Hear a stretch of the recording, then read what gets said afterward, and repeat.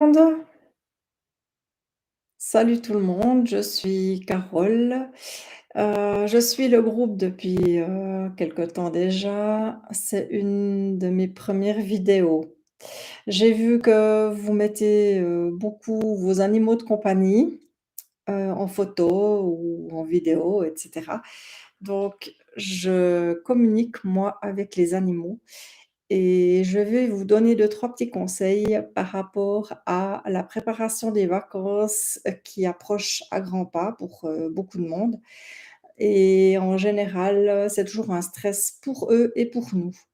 Donc voilà, je vais juste vous donner quelques petits trucs, c'est sympa et en fait, ça va les rendre un peu plus zen lors de votre départ et quand vous serez absent et à votre retour, ce sera un peu différent aussi pour, les retrouver, en fait. En général, avant le départ, quand on prépare, les vacances, il faut bien leur expliquer un peu comme à des enfants. Il faut tout leur dire, ce qu'on est en train de faire, ce qu'on est en train de préparer et cetera. Une fois qu'on voit qu'il y a à peu près 15 jours, avant le départ, on commence à compter les dodos.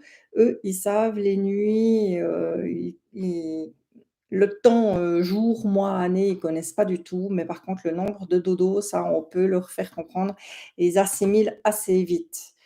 De combien il reste quand on est encore avec eux et après pendant les vacances, on compte les dodos qui sont seuls ou sans nous.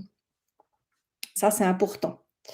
La visualisation aussi au niveau des images, si vous préparez les vacances pour, la plage, la mer ou bien la montagne ou tout autre, mettez vraiment des images dans votre tête de l'endroit où, l'environnement où on peut se trouver et une fois qu'on est sur place, mettez les vraies images de ce que vous voyez et dites-leur souvent que vous allez bien. C'est surtout ça qu'eux, ils veulent entendre parce qu'ils savent que, en fait, très souvent, moi je le dis, c'est que c'est l'humain qui est perdu sur la terre et non les animaux. Ça, c'est une petite parenthèse, mais c'est vrai. Ensuite, une fois que vous êtes, sur place, contactez-les régulièrement, au moins une fois par jour et dites-leur que vous allez bien, tout va bien, ce que vous faites et cetera. Ils vont ressentir aussi votre énergie et vos émotions et ça va les apaiser. On peut aussi préparer si c'est par exemple un chien, moi j'avais des chiens, donc c'est de préparer, avec des images, la personne qui va venir, les prendre, où ils vont aller, vivre un petit moment et comment ça se déroule pour que ça se passe bien aussi pour la personne qui vient, soit chez soi pour les nourrir ou alors pour, les sortir et cetera.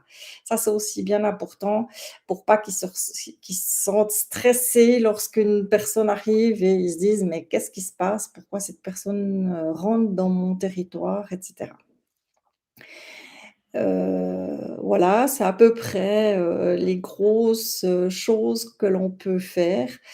Il y a aussi quand on va rentrer, c'est aussi de dire régulièrement qu'on est en train d'être sur le chemin du retour et que l'on va arriver et comme ça, quand, vous allez rentrer chez vous et retrouver votre animal, vous verrez, il risque d'être en train de dormir dans un coin et à la limite, vous laisser un petit peu tranquille sans vous sauter dessus directement. C'est vrai que des fois, ça surprend un peu et on se demande si on lui avait vraiment beaucoup manqué ou pas. Voilà, j'espère que ces petites astuces peuvent vous intéresser. Alors, merci de m'avoir écoutée et à tout bientôt. Une belle soirée.